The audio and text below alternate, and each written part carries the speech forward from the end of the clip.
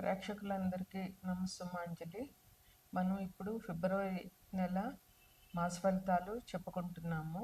ఫిబ్రవరి నెలలో గ్రహాలు ఒకటో 1-2-2026 నాటికి గ్రహాలు స్థితి ఏంటో చెప్పుకుందాము. తదుపరి రాశి మకర రాశి. మకర రాశికి అధిపతి శని భగవానుడు. ఆయన మకర రాశికి అధిపతి శని భగవానుడు. మకర రాశిలో ఉత్తరాషాఢ 2, 3, 4 పాదాలు, శ్రవణం 4 పాదాలు, ధనిష్ట 2 పాదాలు, ధనిష్ట 1, 2 పాదాలు ఉంటాయి. మకర రాశిని లగ్నంగా చేసుకుంటే కనుక గ్రహాల పరిస్థితి ఎలా ఉందంటే, మకర రాశిలోనే 4 గ్రహాలు ఉన్నాయి. కుజుడు, రవి, శుక్రుడు, బుధుడు ఉన్నారు. ద్వితీయంలో రాహు ఉన్నారు. కుంభరాశిలో రాహు ఉన్నారు. తృతీయంలో శని ఉన్నారు. గురువు మిథునంలో ఉన్నారు, వక్రించున్నారు. సింహంలో కేతు ఉన్నారు. మకర రాశి వారికి ఈ ఈ నెలలో అంత అభివృద్ధిగా ఏమీ కనిపించటం లేదు. ఎందుకంటే లగ్నంలోనే 3 గ్రహాలు పాపగ్రహాలు ఉన్నాయి. అందులో కుజుడు ఉన్నాడంటే చాలా ప్రమాదకరమైన గ్రహం. అందువల్ల మీకు అనారోగ్య సూచనలు ఉంటాయి. వాహన ప్రమాదాలు ఉండే అవకాశం ఉంది. అందువల్ల ఇంకా అజీర్ణం లాంటి వ్యాధులు వచ్చే అవకాశం ఉంది. ఆరోగ్యాన్ని రక్షించుకోవాల్సిన అవసరం చాలా ఉంది. అయితే ఆరోగ్యాన్ని ఇచ్చేటటువంటి రవి కూడా లగ్నంలోనే ఉన్నారు. అందువల్ల రవి ఆరోగ్యాన్ని మనకు ప్రసాదిస్తారు కనుక మీరు ఏం చేయాలంటే రవికి పరిహారాలు చేసుకోవాలి. అంటే పొద్దున సూర్యోదయానికి ముందు లేవాలి. రవికి ఉంటేనే సూర్యుడికి ఇష్టం. అందువల్ల సూర్యోదయానికి ముందు లేవాలి. సూర్య నమస్కారాలు చేయడము, సూర్యుడికి అర్ఘ్యం ఇవ్వడము. అంటే అర్ఘ్యం అంటే తెలుసు కదా, సూర్యుడిని చూస్తూ నీళ్లు వదలడము. ఇదంతా మాత్రం సూర్యోదయానికి ముందు చేశారంటే కనుక ఎటువంటి అనారోగ్యాలు లేకుండా సూర్య భగవానుడు మిమ్మల్ని ఆశీర్వదిస్తారు. ఇక కోపం ఎక్కువ అవడం వల్ల కోపానికి సంబంధించినటువంటి అనారోగ్యం అంటే బీపీ పెరగడము, ఇట్లాంటివి హార్ట్ స్ట్రోక్స్ రావడం లాంటివి జరుగుతాయి. అందువల్ల కోపాన్ని నియంత్రించుకోండి. తలచిన కార్యక్రమాలన్నీ కూడా మీరు చేయగలుగుతారు. అందువల్ల మీరు ఒత్తిడి పెంచుకోకుండా మీకు చేయగలిగే కెపాసిటీ ఉంది కనుక మీరు సంయమనం పాటించి మీరు ఏ పనైనా మీరు చేయగలుగుతానని అనుకుంటూ ఆ పని చెయ్యండి. తప్పకుండా మీరు తలుచుకున్న పని అవుతుంది. ఇంకా బాకీలు కూడా మీకు ఉన్నటువంటి పాత బాకీలు కూడా వచ్చే అవకాశం ఉంది. ఆ బాకీలు కూడా మీకు తప్పకుండా వస్తాయి. ఇంకా ప్రయాణాలు అనుకోని ప్రయాణాలు మీకు ఉన్నాయి. ఆకస్మికంగా ప్రయాణాలు చేయవలసి రావచ్చు. దాన్ని కూడా మీరు జాగ్రత్తగా ప్రయాణాలు చేసి మీరు లాభం పొందండి. ఇంకా అకారణ కలహాలు, మీరు ఎవరితో మాట్లాడినా మంచి మాట మాట్లాడినా చెడుగా మారే పరిస్థితి కనిపిస్తోంది కనుక మీరు ఎవరితోనైనా మాట్లాడేటప్పుడు కొంచెం జాగ్రత్తగా మాట్లాడండి. ఎందుకంటే మీకు ద్వితీయంలో రాహు ఉన్నారు. రాహువు ద్వితీయం అనేటటువంటిది మాట, ఆహారం ఇవన్నీ చూపిస్తుంది. అందులో రాహు ఉన్నారు అని అంటే కనుక కొంచెం మనకి మాట కోపంగా మాట్లాడే అవకాశాలు ఎక్కువ ఉంటాయి. అందువల్ల మీరు కొంచెం జాగ్రత్తగా జనాలతో మాట్లాడడం మొదలుపెట్టండి. ఇంకా ఈ ఒత్తిడి మూలంగాను, పని ఒత్తిడి మూలంగాను, ఆ చికాకుల మూలంగా మీకు కొంచెం మనశ్శాంతి తగ్గే అవకాశం ఎక్కువ ఉంది.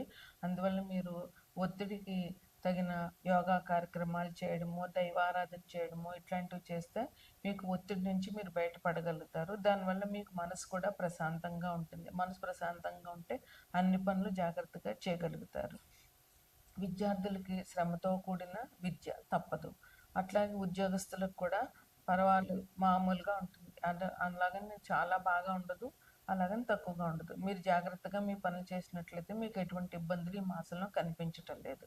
ఇక గ్రహాలు మకర రాశి నుంచి గ్రహాలు ఈ నెలలో చాలా మార్పులు ఉన్నాయి. ఎందుకంటే ఇప్పుడు ప్రస్తుతం 4 గ్రహాలు ఉన్నాయి. 1వ తారీఖుకి ఫిబ్రవరి 1కి. ఈ గ్రహాలు ఫిబ్రవరి 13వ తారీఖున రవి మకరం నుంచి కుంభానికి వెళ్ళిపోతారు. అట్లాగే బుధుడు మకరం 3వ తారీఖున మకరం నుంచి కుంభానికి వెళ్తారు. అట్లాగే శుక్రుడు 6వ తారీఖున మకరం నుంచి కుంభానికి వెళ్తారు.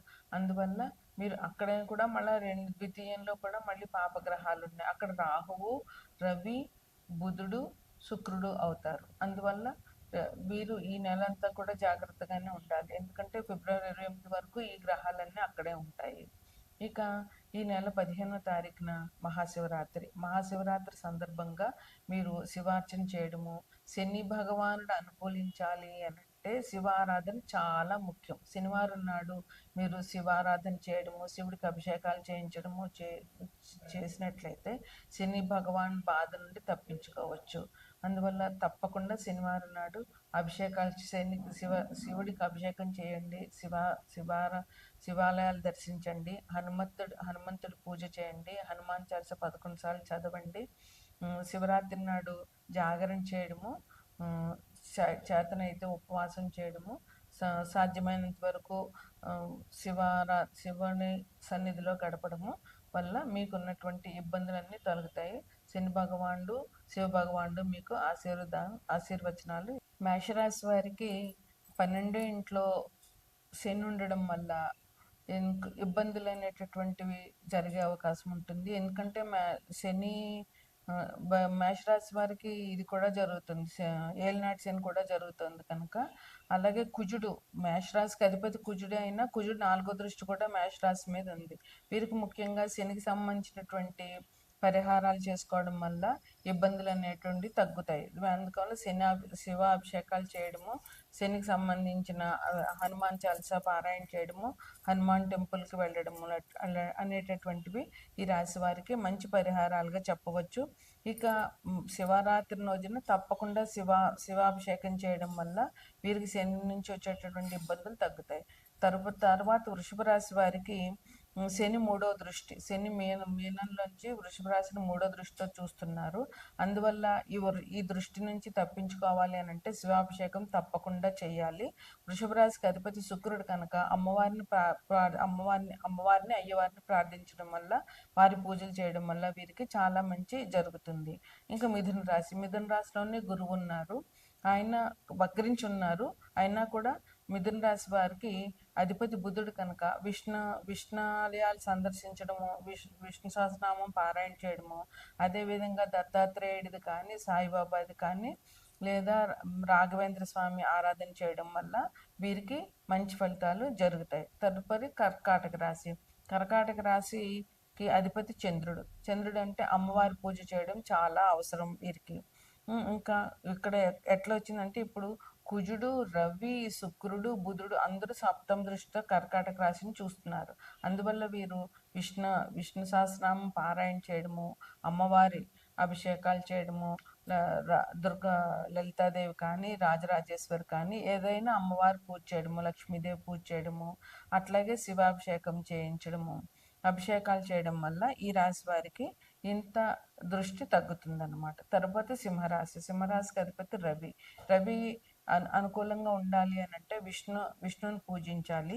ఇంకా సింహరాశికి రాహు 7వ దృష్టి ఉంది, కుజుడు 8వ దృష్టి ఉంది. అందువల్ల కుజుడు దృష్టిని తప్పించుకోవాలంటే సుబ్రహ్మణ్యేశ్వర స్వామి ఆరాధన చేయాలి. రాహు దృష్టి నుంచి తప్పించుకోవాలంటే రాహుకేతువులు పూజ చేయడము, మంగళవారం నాడు దుర్గాదేవి ఆలయంలో రాహు దీపాలు పెట్టడము, ఆదివారం కూడా రాహు దీపాలు పెట్టుకోవడము, అట్లాగే అమ్మవారి ఆరాధన, దుర్గాదేవి ఆరాధన చాలా మంచి జరుగుతుంది అన్నమాట.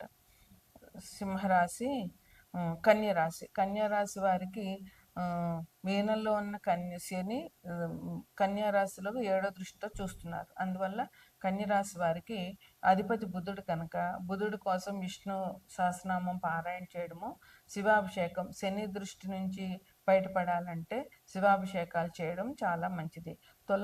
తరువాత తులారాశికి గురుడు 5వ దృష్టితో చూస్తున్నాడు. అందువల్ల గురు దృష్టి ఉంది కనుక ఈ రాశి వారికి ఇబ్బందులు తక్కువే ఉంటాయి. అయినా సరే వీరు అమ్మవారి ఆరాధన చేయడము, ఎందుకంటే అధిపతి శుక్రుడు కనుక అమ్మవారి ఆరాధన చేయడము, గురువుకి సంబంధించినటువంటి అంటే దక్షిణామూర్తిని కానీ, రాఘవేంద్ర స్వామిని కానీ, లేదా సాయిబాబాని కానీ పూజించడము. వృశ్చిక రాశికి అధిపతి కుజుడు. వృశ్చిక రాశి వాళ్ళు కుజుడికి సంబంధించినటువంటి సుబ్రహ్మణ్యేశ్వర స్వామి ఆరాధన చేయడం వల్ల చాలా మంచి జరుగుతుంది. తదుపరి ధనుసు రాశికి అధిపతి గురువు 7వ దృష్టి ధనుసు రాశి మీద ఉంది. అందువల్ల వీళ్ళు గురువుకు సంబంధించిన ఆరాధన, దత్తాత్రేయుడు ఆరాధన లేదా దత్తాత్రేయుడు ఆరాధన చేయడము, లేదా దక్షిణామూర్తి ఆరాధన చేయడము, సాయిబాబా, రాఘవేంద్ర స్వామి ఆరాధనలు గురువుల్ని పెద్దల్ని పూజించడం వల్ల చాలా మంచి జరుగుతుంది.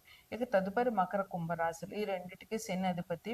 ఈ రాశుల్లోనే పాపగ్రహాలు ఎక్కువగా ఉన్నాయి కనుక వీరికి చెప్పదగ్గ సూచన ఏంటంటే శివాభిషేకం తప్పకుండా చేయాలి. ఈ రెండు రాశుల వారికి శివాభిషేకం చేసినట్లయితే చాలా మంచి జరుగుతుంది. వారికి ఉన్న ఇబ్బందులన్నీ కూడా శివాభిషేకం వల్ల తగ్గుతాయి. తదుపరి మీనరాశికి అధిపతి గురువు. మీనరాశిలోనే శని భగవానుడు ఉన్నాడు. అందువల్ల వీళ్ళు శివాభిషేకం చేయడము, శని భగవాన్ నుంచి ఏళ్ళనాటి శని నుంచి తప్పించుకోవాలంటే శివాభిషేకం చేయడము, గురువు యొక్క ఆరాధన చేయడము ఈ రాశి వారికి చెప్పదగినటువంటి పరిహారాలు. వెళ్ళిపోతే